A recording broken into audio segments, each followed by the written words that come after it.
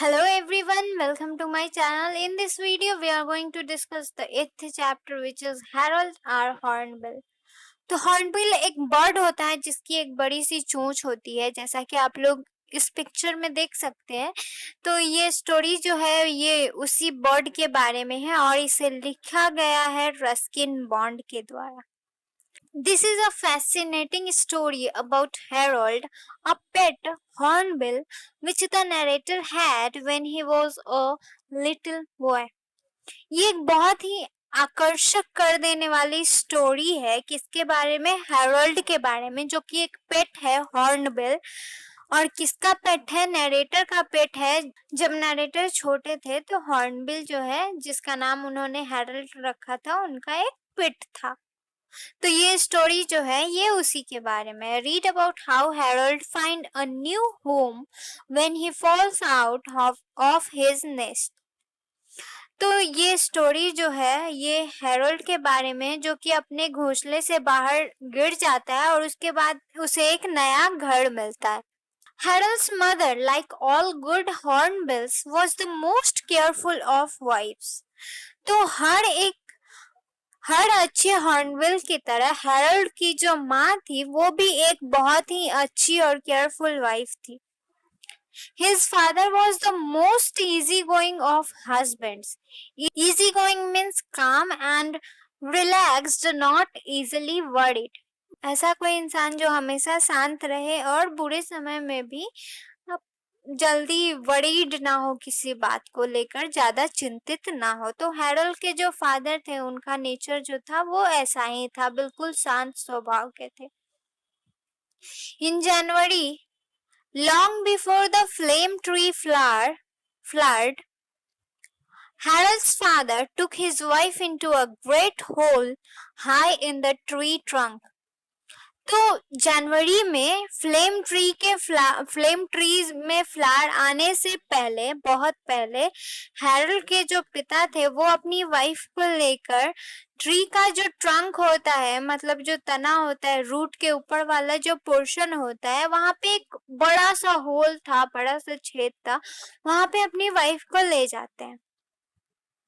In this weather beaten hollow, Harold's mother was enclosed within the hole by a sturdy wall of earth, sticks and dung.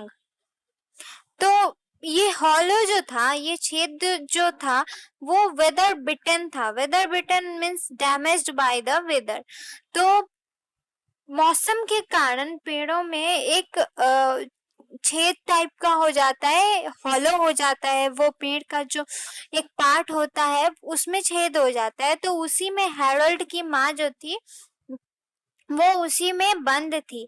और उसे बंद किसने किया था? Harold के पिता ने। उन्होंने मतलब उनकी सेफ्टी के लिए, ताकि वो सेफ रहे, उसके लिए उस होल को बंद किया गया था एक तगड़े से दीवार से।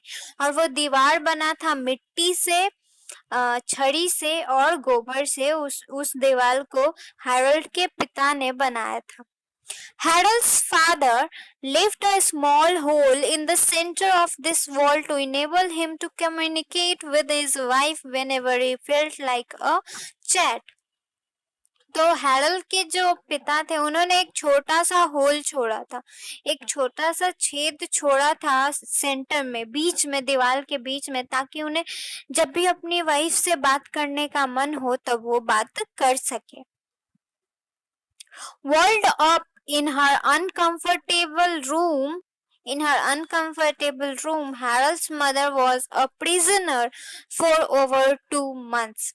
तो अपने उस अनकंफर्टेबल और बहुत ही छोटे से रूम में हैरोल्ड की जो माँ थी वो 2 महीने के लिए बंद थी, 2 महीने के लिए कैदी थी। मतलब वो रूम जो था वो हैरोल्ड की माँ को अच्छा नहीं लगता था, उनके लिए वो अनकंफर्टेबल था, क्योंकि वो बहुत अच्छी वाइफ थी, तो वो अपने हस्बैंड का काम मानती थी। तो इसीलिए 2 महीनों के लिए वो उस अनकंफर्टेबल से हॉलो में ही रही थी। During this period, an egg was laid and Harold was born। और इसी दौरान क्या हुआ, उन्होंने हैरल्ड की माँ ने एक अंडा दिया और उस अंडे से कौन निकला, उस अंडे से हैरल्ड का जन्म हुआ। In his naked boyhood, Harold was no beauty। और जब हैरल्ड का जन्म हुआ था तो वो बिल्कुल भी सुंदर नहीं था, उसमें सुंदरता जैसी कोई चीज नहीं थी, उसके पंख वंख कुछ भी नहीं थे, तो वो बिल्कुल भी सुंदर नहीं था। बर्ड के लिए क्या होता है, उनके विंग्स जो होते हैं उनके लिए सबसे अच्छी चीज होती है, सबसे सुंदर चीज होती है। तो हैरल्ड जो था उसके बॉडी पे बिल्कुल भी कोई विंग्स नहीं थे। His most promising feature was his flaming red bill, matching the blossoms of the flame tree, which was now ablaze, heralding the summer। Promising feature means an attractive and obvious character, कोई ऐसा चीज जो कि आकर्षक हो। तो Harald के पास जो सबसे आकर्षक चीज थी वो था उसका रेड बिल, उसकी लाल चोंच, जो कि फ्लेमिंग ट्री का जो फ्लावर होता है उसको मैच कर रहा था। अब्लेज मीन्स होता है here full of bright colours, और फ्लावर जो होता है वो फ्लेम ट्री का जो फ्लावर होता है वो बिल्कुल ही ब्राइट होता है, बहुत ही चमकीला होता है, जो कि अगर वो फ्लावर खिल रहा है तो इसका मतलब है कि समर यानी कि गर्मी जो है वो जल्द ही आने वाली है। तो हैरल्ड का जो बेक था, मतलब हैरल्ड का जो चोंच था वो बिल्कुल ही उस फ्लेम ट्री के फ्लावर जैसा लग रहा था, बहुत ही चमकीला और रेड रेड, जो कि बहुत ही आकर्षक था। He had a stomach that could never be filled।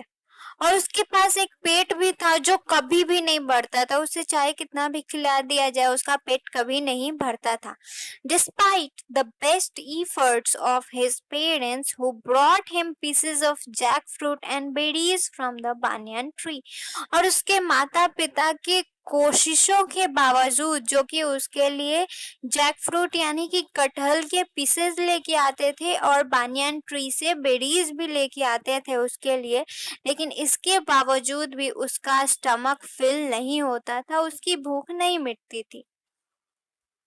As he grew bigger, the room became more cramped।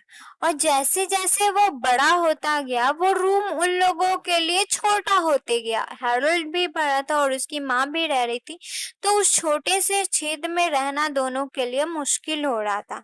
And one day his mother burst through the wall, spread out her wings and sailed over the treetops।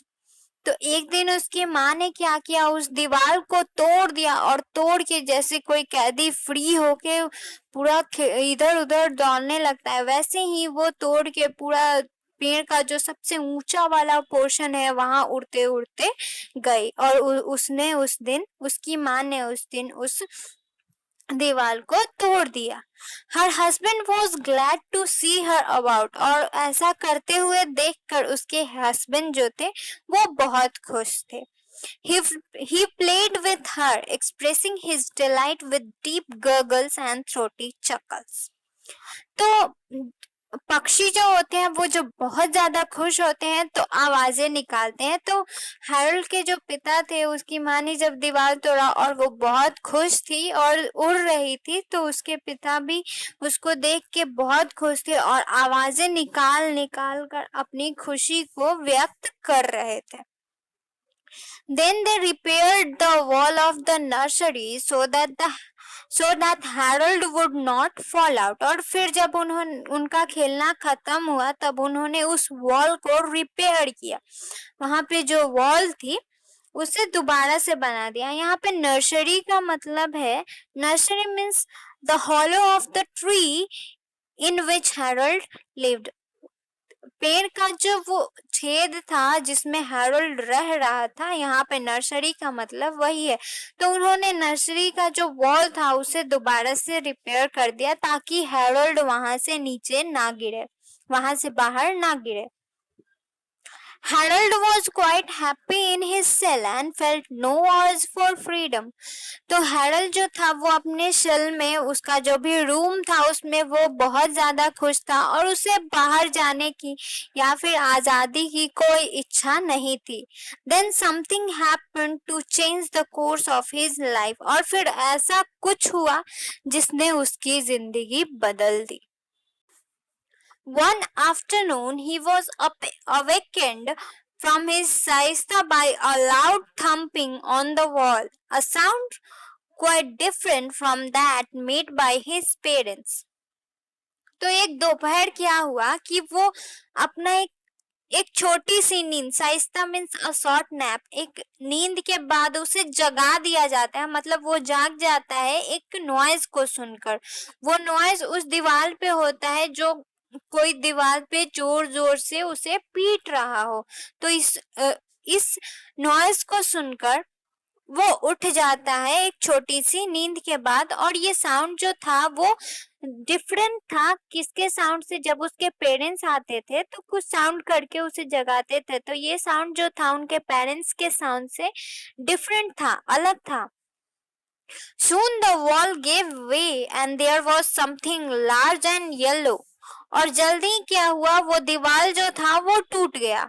और फिर वहां पे क्या था, वहां पे कुछ बहुत ही बड़ा सा पीले कलर का था.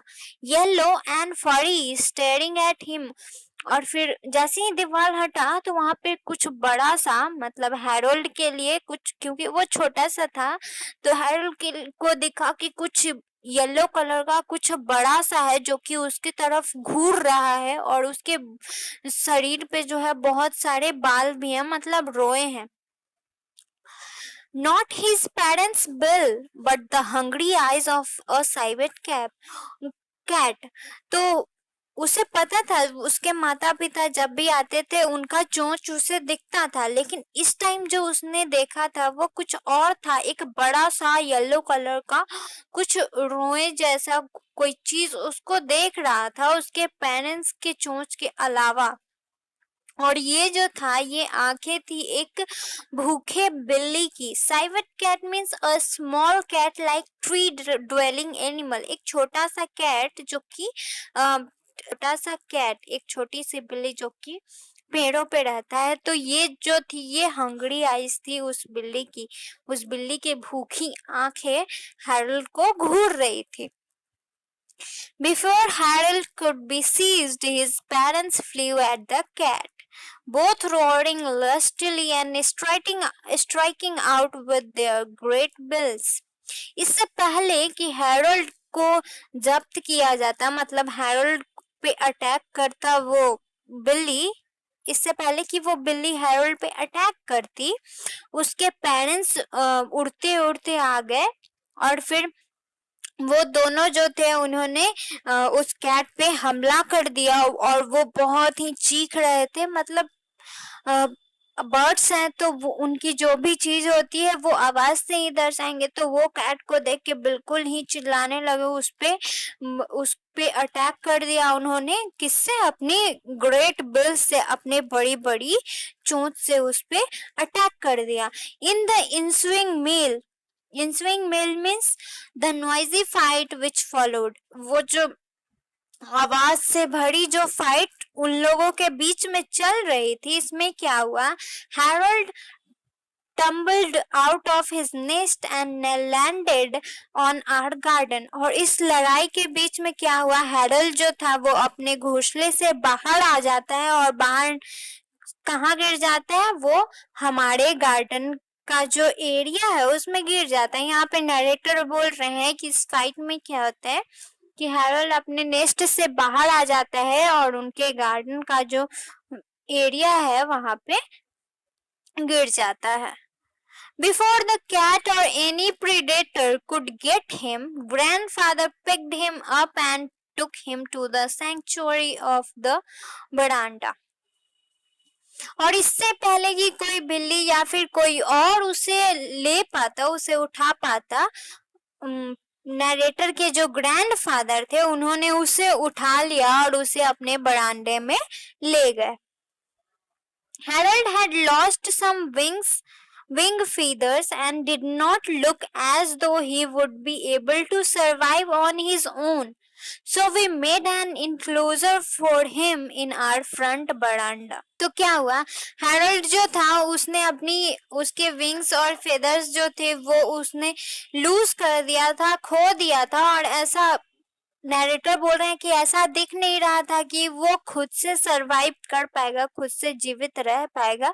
तो उन लोगों ने क्या किया, उन्होंने अपने पास के बरामदे में ही उसके रहने के लिए एक पिंजरा टाइप का या फिर कुछ बनाया होगा जिसमें वो सेफली रह सके। Grandfather and I took over the duties of his parents। और फिर क्या हुआ, नरेटर और उनके ग्रैंडफादर, उनके दादाजी ने उसके माता पिता का जो भी काम था, जगह था, वो उसे ले लिया। मतलब उसको खाना खिलाना, ये सारी चीजें जो थी वो नरेटर और उनके ग्रैंडफादर किया करते थे उसके लिए।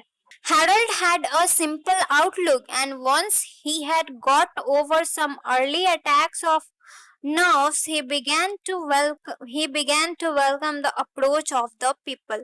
Attacks of nerves means feelings of anxiety. तो हैरल जो था, नैरेटर बोल रहे हैं कि हैरल का नजरिया बिल्कुल ही साधारण था, और एक बार वो उसके साथ जो भी वो फीलिंग्स ऑफ एनजाइटी थी, मतलब जो भी वॉर हुआ था, उस चीज से वो उभरा, उस चीज को ओवरकम किया उसने।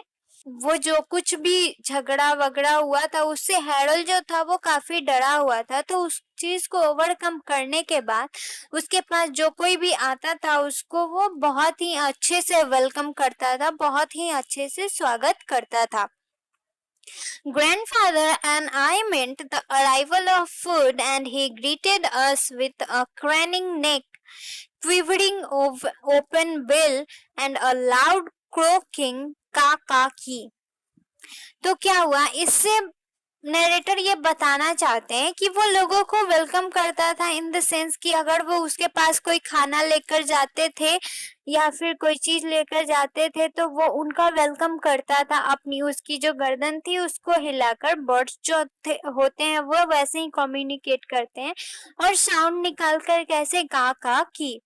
तो वो जब भी जाते थे उसके पास खाना लेकर तो वो अपने गर्दन को हिलाकर उनका स्वागत करता था, और उसकी जो चोंच होती थी उसको खोलकर उनका स्वागत करता था। फ्रूट, इंसेक्ट और animal food and green leaves were all welcome. वो सब कुछ खाता था, फ्रूट्स भी खा लेता था, इंसेक्ट या एनिमल फूड या फिर हरे पत्ते, वो हर चीज खाता था। He soon dispensed with the enclosure, but Harold made no. We soon dispensed with the enclosure, and Harold made no effort to go away. He had difficulty flying.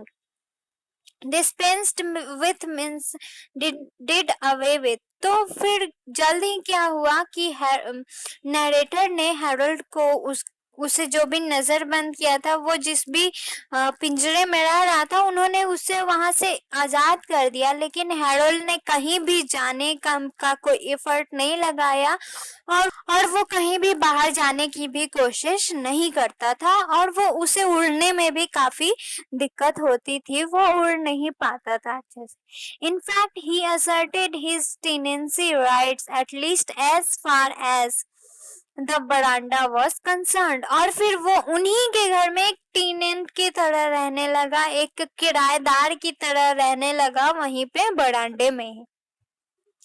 One afternoon, a veranda tea party was suddenly and alarmingly convulsed by a flash of black and white and noisy flapping. Convulsed means hair disturbed. तो एक दिन क्या हुआ, बरांडा में T party हो रही थी, मतलब लोग नरेटर के यहाँ बरांडे में ही वो टी पार्टी कर रहे थे, मतलब चाय पी रहे थे। लेकिन उनके पास क्या हुआ, उन्हें डिस्टर्ब किया गया। वो लोग डिस्टर्ब हुए किस चीज से, flash of black and white and noisy flapping. जैसे व्हाइट और ब्लैक जो थी, वो हैरल की जो पंख थी उसके फड़फड़ाने की आवाज से वो डिस्टर्ब हुए थे। मतलब वो लोग देखने लगे उधर, जब वो लोग चाय पी रहे थे तो हैरल अपने पंख को, उसकी जो व्हाइट और ब्लैक पंख थी, उसे फड़फड़ा रहा था। And behold, the last and only loaf of bread had been seized by Harold and carried off to his perch near the ceiling. और फिर इसके बाद क्या हुआ, वो जो नॉइज वो लोग उस नॉइज के द्वारा डिस्टर्ब किए गए पहले, और फिर लास्ट जो ब्रेड का पीस था उसे हैरोल्ड ने लिया और अपने पास ले जाकर वो उसे खाने लगा. Harold was not beautiful by Hollywood standards. तो हैरोल्ड जो था वो उतना ज्यादा ब्यूटीफुल नहीं था दूसरे हॉर्नबिल्स की तरह. He had a small body and a large head. तो उसकी बॉडी जो थी वो छोटी सी थी और उसका सर जो था वो काफी बड़ा था. But he was good नेचर्ड and friendly and he remained on good terms with most members of the house hold during his life time of 12 years. Harold जो था वो सुंदर नहीं था, उसकी बॉडी जो थी वो छोटी थी और उसका सर बड़ा था, लेकिन फिर भी वो बहुत ही अच्छे नेचर का था. उसका स्वभाव बहुत अच्छा था और वो घर के दूसरे मेंबर्स के साथ भी अच्छे से पेश आता था और अपनी पूरी जीवन में वो अपने जितने भी मेंबर्स थे उसमें अच्छे से रहा. और उसका जो पूरा लाइफ टाइम था 12 इयर्स का, वो 12 इयर्स वो नरेटर के साथ ही रहा, बहुत ही अच्छे से मिलजुल कर. Harold's best friends were those who fed him, and he was willing even to share his food with us, sometimes trying to feed me with his great beak. सभी लोग जो हैरोल्ड को खाना देते थे वो हैरोल्ड के बेस्ट फ्रेंड होते थे, बहुत अच्छे दोस्त होते थे और वो उनके साथ अपना खाना शेयर भी करना चाहता था. और कभी कभी नरेटर बोल रहे हैं कि कभी कभी हैरोल्ड अपनी चोंच से उन्हें भी खिलाने की कोशिश किया करता था. While I turned down his efforts of beetles and similar delicacies, I did occasionally share a banana with him. तो वो जब भी नरेटर को अपने चोंच से खिलाने की कोशिश करता था तो नरेटर उसके ऑफर को ठुकरा देते थे, क्योंकि वो उन्हें भी बिटल्स खिलाने की कोशिश करता था कि इंसेक्ट्स जो वो खुद खाता था और उन्हीं के जैसी और भी चीजें, मतलब इंसेक्ट्स के जैसी ही और सारी चीजें वो नरेटर को भी खिलाना चाहता था, लेकिन नरेटर मना कर देते थे. हाँ, लेकिन कभी कभी नरेटर जो थे वो उसके साथ बनाना यानी कि केला शेयर किया करते थे. Eating was a serious business for Harold. और खाना खाना जो था वो हैरोल्ड के लिए एक बहुत ही सीरियस बिजनेस था, बहुत ही सीरियस काम था हैरोल्ड के लिए. And if there was any delay at meal times he would summon me with raucous barks and vigorous bangs of his bill on the woodwork of the kitchen window.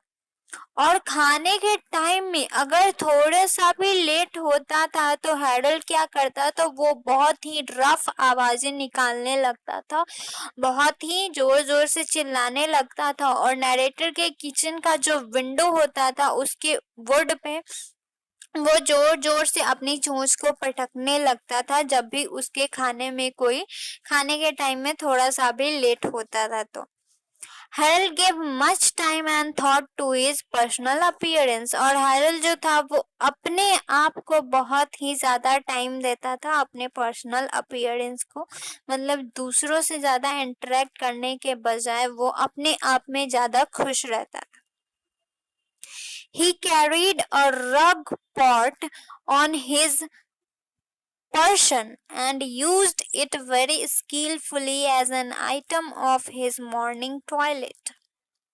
Morning toilet here act of washing and cleaning in the morning, यानी कि सुबह में धोना या फिर साफ करने की जो प्रक्रिया होती है उसे. तो हैरोल्ड के पास एक रग पॉट होता था जिसे वो बहुत ही अच्छे से यूज किया करता था, बहुत ही अच्छे से इस्तेमाल किया करता था धोने के लिए या फिर साफ सफाई के लिए. दिस रग pot was a small gland situated above the roots of his tail feathers. और ये रग पोट कहाँ पे था, ये रग पोट एक छोटा सा ग्लैंड था जो कि कहाँ पे था, उसके टेल और फीदर्स के नीचे जस्ट वहीं पे वो रग पॉट होता था. It produced a rich yellow fluid, और वहां से क्या निकलता था, एक येलो कलर का कोई पदार्थ निकलता था, फ्लूइड निकलता था. Harold would dip into his rug pot from time to time and then rub the color over his feathers and the back of his neck. और हैरल्ड जो था वो टाइम टू टाइम उस रग पॉट में अपनी चोंच को डीप करके और वहां पे जो कलर्स होता था उसे अपने फीदर्स पे, नेक पे लगाया करता था. It would come off on my hands whenever I touched him. और ये जो कलर था, वो नरेटर बोल रहे हैं कि ये जो कलर था वो मेरे हाथों पे भी आ जाता था जब भी मैं उससे टच करता था. Harold would toy with anything bright or glittering, often swallowing it afterwards. और अभी नरेटर बोल रहा है कि हैरोल्ड हर किसी चीज के साथ खेलता था, मतलब कोई भी चीज उसे खेलने वाली लगती थी, हर वो चीज जो कि चमकीली हो और चमकदार, हर वो चीज हैरोल्ड को खेलने वाली लगती थी और खेलने के बाद वो उसे चबा भी जाता था, मतलब खा जाता था. He loved bananas and dates and balls of boiled rice. और हैरोल्ड को केले और खजूर और फिर बॉइल्ड राइस जो थे, बॉइल्ड राइस बॉल्स बहुत ज्यादा पसंद थे. I would throw him the rice balls and he would catch them in his beak, toss them in the air and let them drop into his open mouth. Narrator क्या करते थे, rice ball को उसके तरफ फेंकते थे और Harald जो है वो उड़ के हवा में उड़ के उस राइस बॉल जो होता था उसे कैच कर लेता था, अपने खुले हुए मुंह से उसे कैच कर लेता था और फिर उसे खा लेता था. He perfected this trick of catching things and in time I taught him to catch a tennis ball thrown with some force from a distance of 15 yards.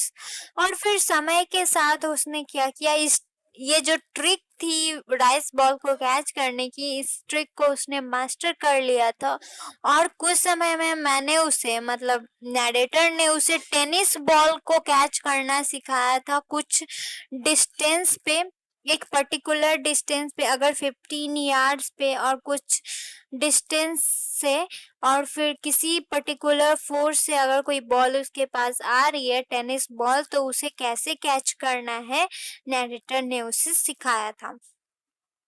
Although Harold never seemed to drink any water, he loved the rain. ये अलग बात है कि Harold कभी भी पानी पीता हुआ नहीं दिखाई दिया, मतलब हैरोल्ड कभी पानी नहीं पीता था, लेकिन उसे बारिश बहुत ज्यादा पसंद था. He always knew when it was going to rain because Harold would start chuckling to himself about an hour before the raindrops fell. और हमें हमेशा मालूम होता था कि कब बारिश होने वाली है, क्योंकि हैरोल्ड जो है वो 1 घंटे पहले ही अपने मुंह से, मतलब हैरोल्ड जो था वो 1 घंटे पहले से ही, बारिश होने के 1 घंटे पहले से ही वो आवाजें निकालना स्टार्ट कर देता था. इसीलिए नरेटर के घर वालों को या फिर नरेटर को पता चल जाता था कि अभी बारिश होने वाली है. This used to irritate Aunt Ruby. She was always being caught in the rain. तो ये चीजें जो थी, जब हैरोल्ड जो था वो बहुत तेजी से आवाजें निकालने लगता था बारिश होने से पहले, तो ये चीजें आंट रूबी को इरिटेट करती थी. नरेटर बोल रहे हैं कि ये सारी चीजें आंट रूबी को इरिटेट करती थी और वो हमेशा ही बारिश में फंस जाती थी. Harold would be chuckling when she left the house. और जब भी वो घर से बाहर जाने वाली होती थी तो हैरोल्ड जो था वो आवाजें निकालना स्टार्ट कर देता था और ये सारी चीजें आंट रूबी को इरिटेट करती थी.